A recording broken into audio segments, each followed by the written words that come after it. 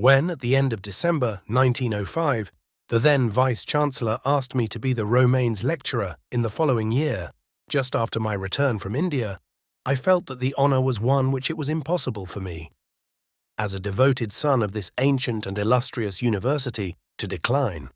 But when he informed me that the entire field of science, literature, and art was at my disposal for the choice of a subject, and that among my predecessors were to be found the great names of Gladstone, Huxley, and John Morley, I was more appalled at my temerity in venturing to tread in their footsteps than I was gratified at the almost illimitable range that was open to my ambition.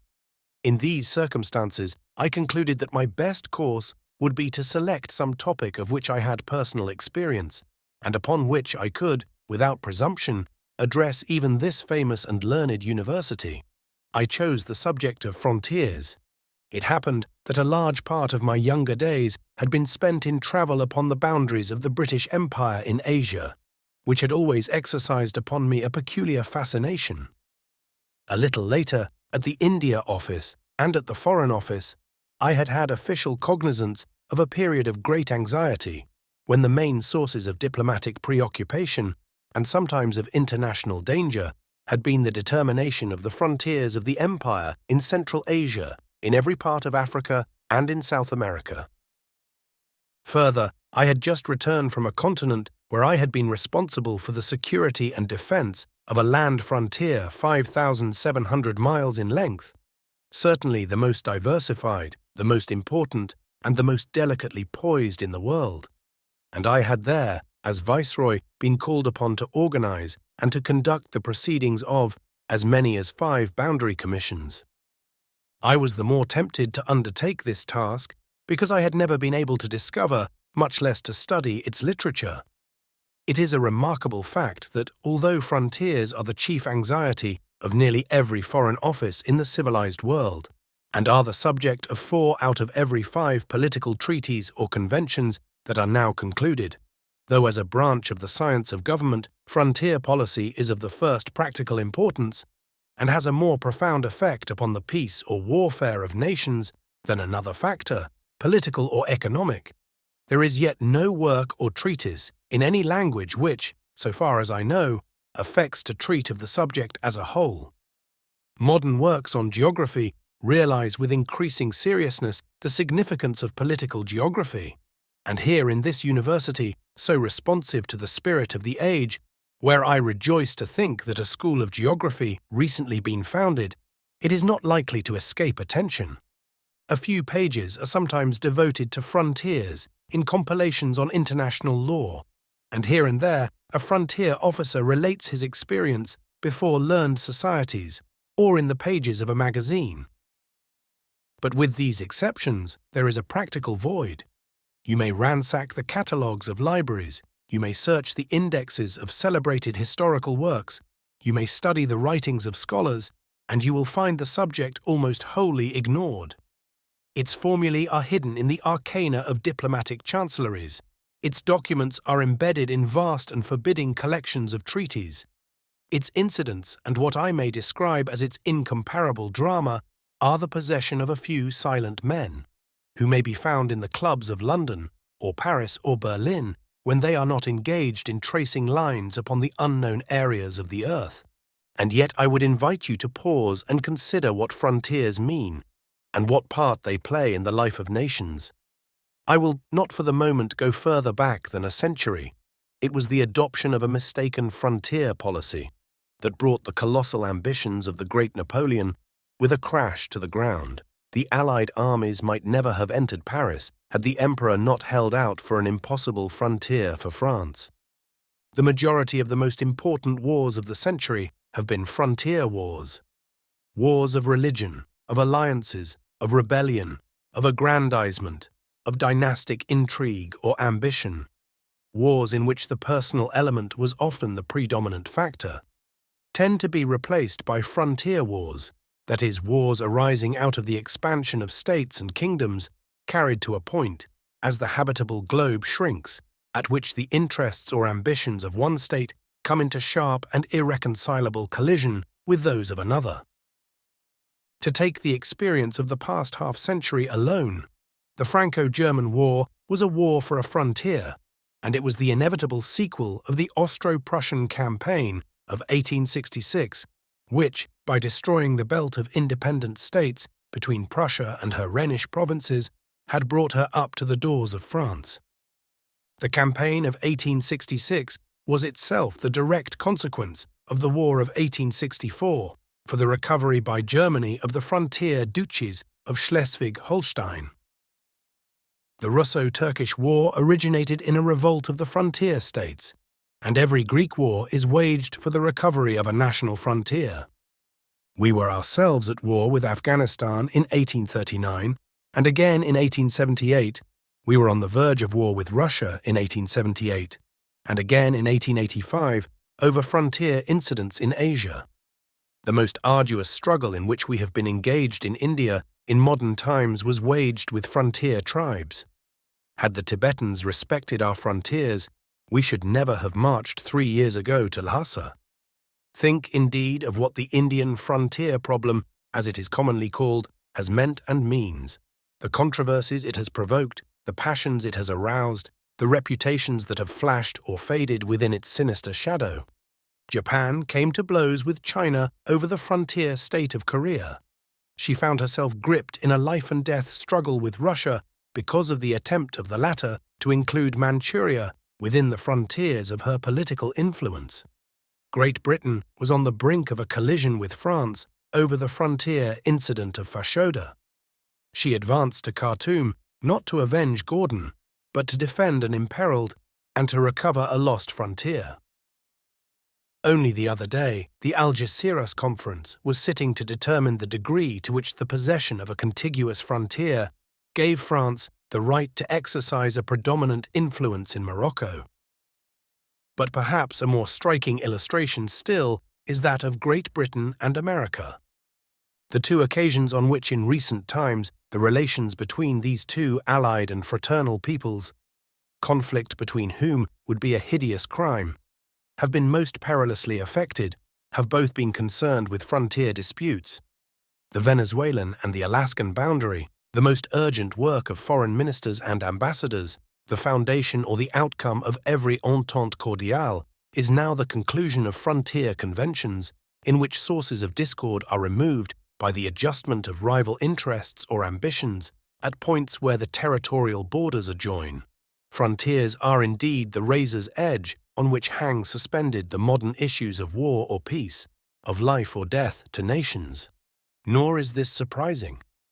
Just as the protection of the home is the most vital care of the private citizen, so the integrity of her borders is the condition of existence of the state. But with the rapid growth of population and the economic need for fresh outlets, expansion has, in the case of the great powers, become an even more pressing necessity. As the vacant spaces of the earth are filled up, the competition for the residue is temporarily more keen. Fortunately, the process is drawing towards a natural termination. When all the voids are filled up and every frontier is defined, the problem will assume a different form. The older and more powerful nations will still dispute about their frontiers with each other. They will still encroach upon and annex the territories of their weaker neighbors. Frontier wars will not, in the nature of things, disappear, but the scramble for new lands, or for the heritage of decaying states, will become less acute as there is less territory to be absorbed and less chance of doing it with impunity, or as the feebler units are either neutralized or divided or fall within the undisputed protectorate of a stronger power. We are at present passing through a transitional phase, of which less disturbed conditions should be the sequel, falling more and more within the ordered domain of international law. The illustrations which I have given, and which might easily be multiplied, will be sufficient to indicate the overwhelming influence of frontiers in the history of the modern world. Reference to the past will tell a not substantially different tale. In our own country, how much has turned upon the border conflict between England and Scotland and between England and Wales. In Ireland, the ceaseless struggle between those within and those outside the Pale has left an ineffaceable mark on the history and character of the people. Half the warfare of the European continent has raged round the great frontier barriers of the Alps and Pyrenees, the Danube and the Rhine.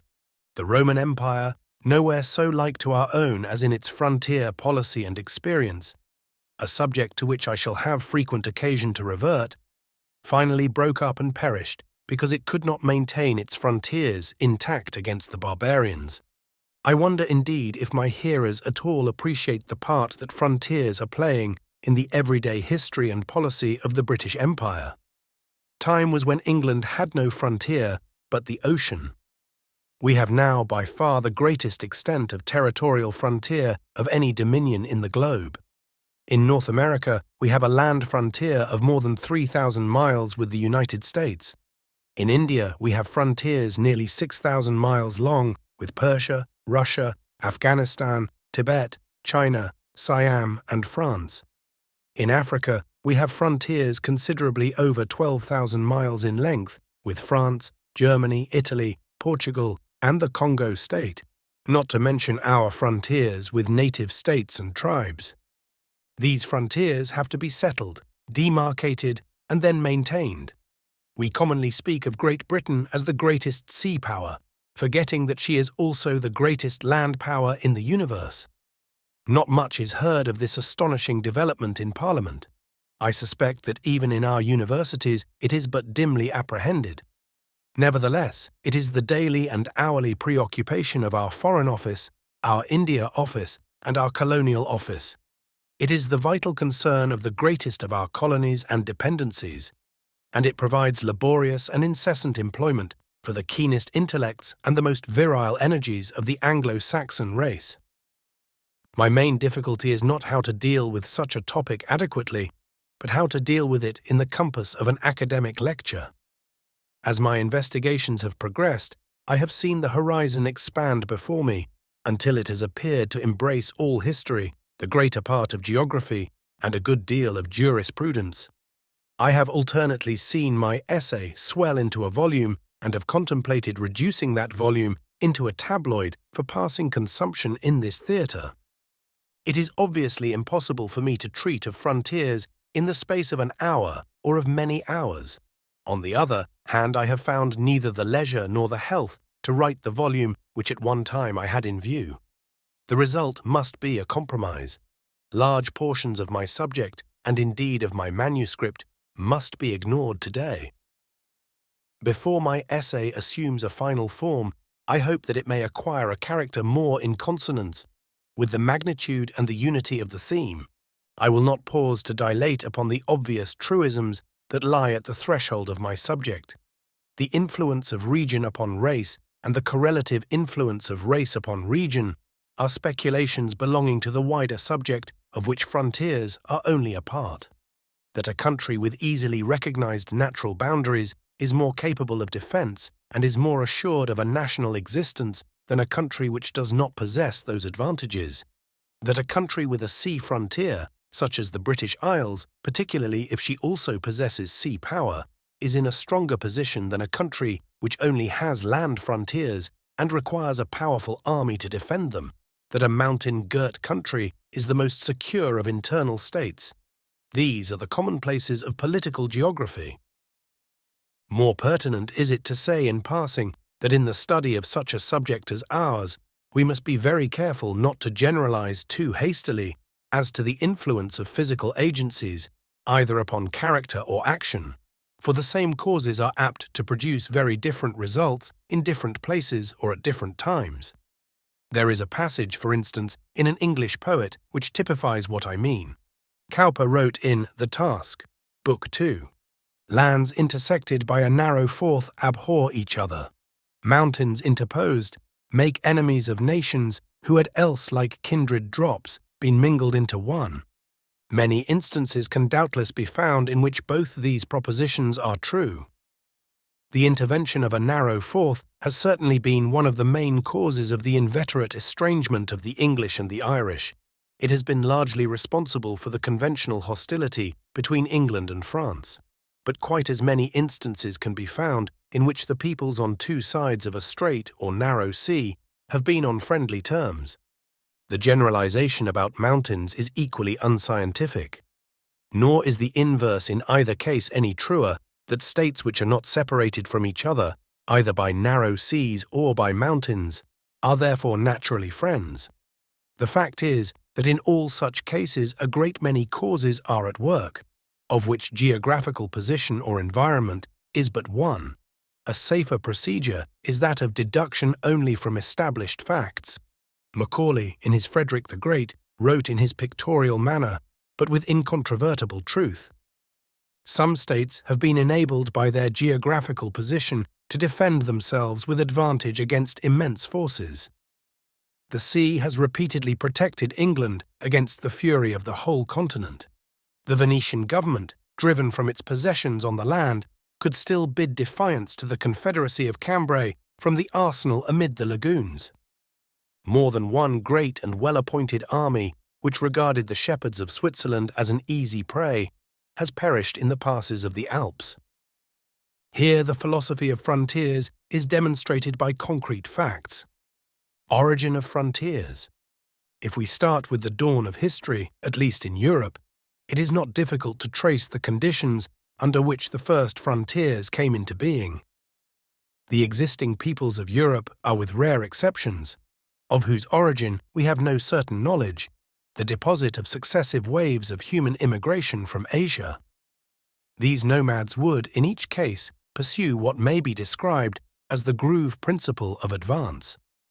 Entering Europe, for the most part, through the gap between the southern end of the Urals and the Caspian, they found a continent largely overspread, particularly in its northern parts, with forests, morasses, and swamps intersected everywhere by great rivers, and in its central and southern portions split up by mountainous masses or long projecting spurs.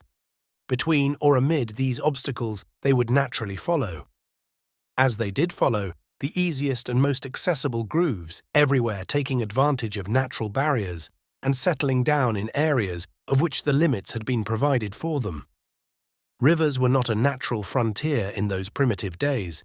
More often, they were a means of access to a country than a line of division between races. Indeed, both banks were not unlikely to be occupied by the same race. Only as time passed and artificial boundaries were required to supplement those of nature did rivers, though natural in origin, begin to play a part in the scheme of territorial subdivision. Mountains constituted the earliest and most obvious barriers. Then, as forests were cut down and swamps were drained, the peoples pushed their way over the more level areas until, little by little, the empty places were occupied. To what extent natural features were responsible for the earliest form of organized state may be seen from the city communities and republics of the Greek and Latin races.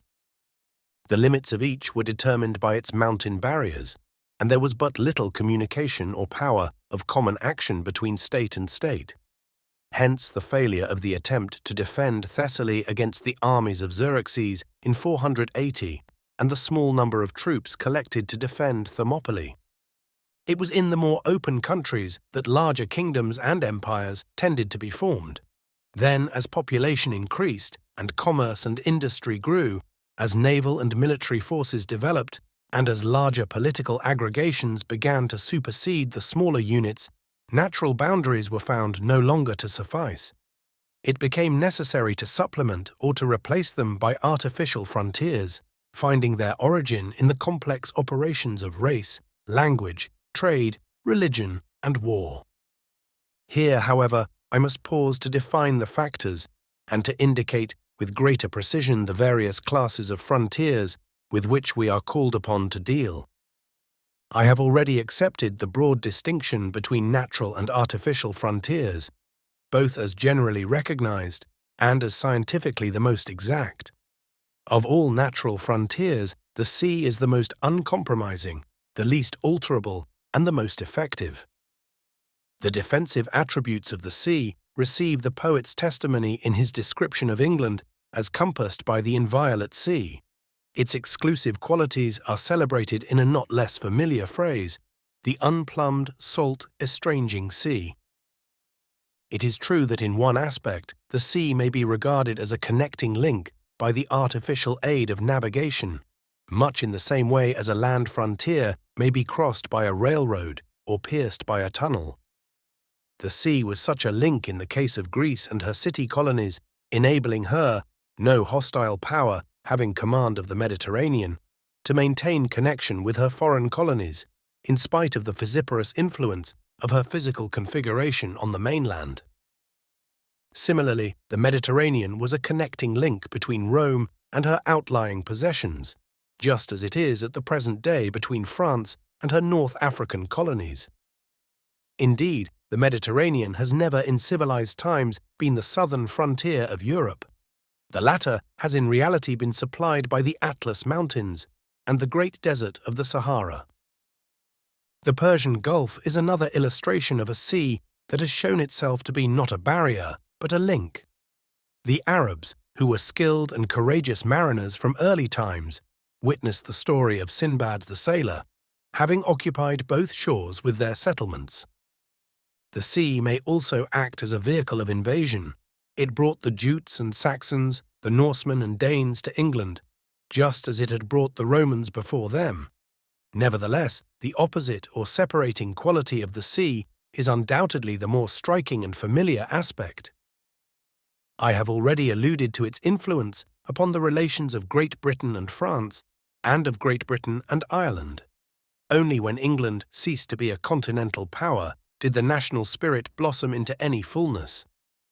The project of a channel tunnel between the coast of England and France has twice perished because of the invincible and legitimate repugnance of the Englishman to sacrifice his maritime frontier for no tangible return. It was because of the interposition of the sea that England lost America, that the Dutch and Portuguese lost the greater part of their Indian empires, that Napoleon, equally with Rome, experienced so many difficulties in Egypt, that the Mexican adventure of France and Austria ended in fiasco, that Spain was robbed almost in a day of her possessions in Cuba, Puerto Rico, and the Philippines.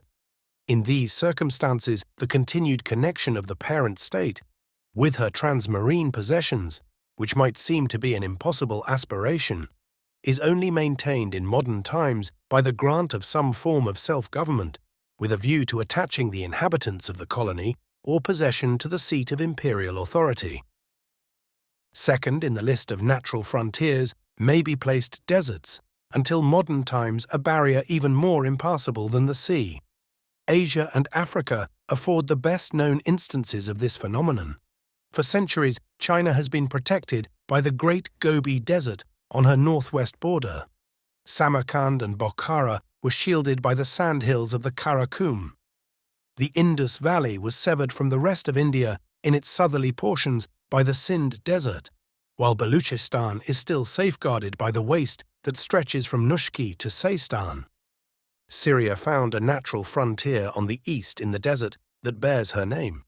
Indeed, the whole of Western Asia, that part, in fact, which was exposed to Hellenic influences, was for centuries cut off from India by the broad wastes of Persia and Turkestan.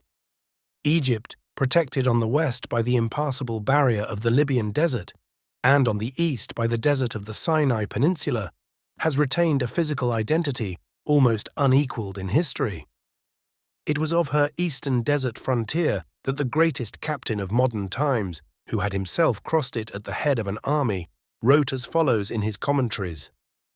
Generals who have marched from Egypt to Syria or from Syria to Egypt have in all periods of history considered this desert the greater obstacle, the larger the number of horses they took with them.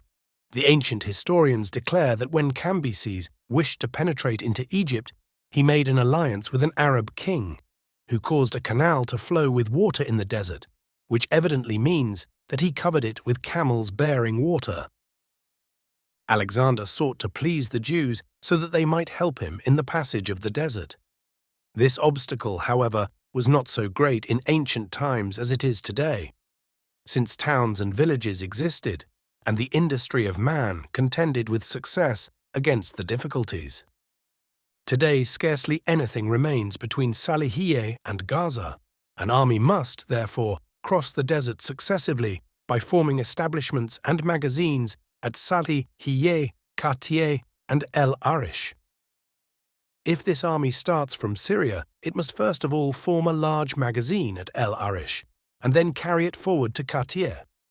But these operations are slow, and they give an enemy time to make his preparations for defense. An army defending Egypt can either assemble at El Arish to oppose the investment of this place, or at Qatir to raise the siege of El Arish, or at Salihiyeh. All these alternatives offer advantages. Of all obstacles which may cover the frontiers of empires, circumflex a desert like this is incontestably the greatest. Mountains like the Alps take second rank, and rivers the third. If there is so much difficulty in carrying the food of an army that complete success is rarely obtained, this difficulty becomes 20 times greater when it is necessary to carry water, forage, and fuel, three things which are weighty, difficult to carry, and usually found by armies upon the ground they occupy.